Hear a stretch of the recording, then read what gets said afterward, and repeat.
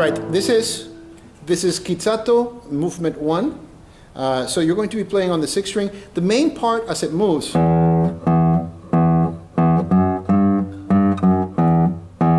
So the tricky part is knowing when to go and when to come back. There are some times in which you have 2 open E's, most times you have 3. So here's a slow go through the piece. 1 and 2, play.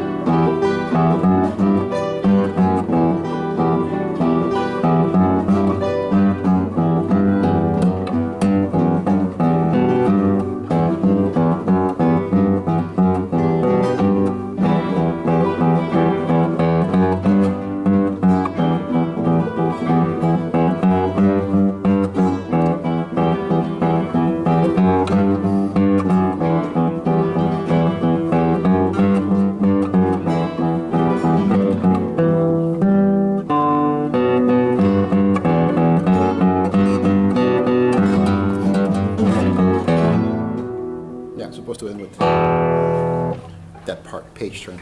Okay, let's move on to, well, I'll make another video for that.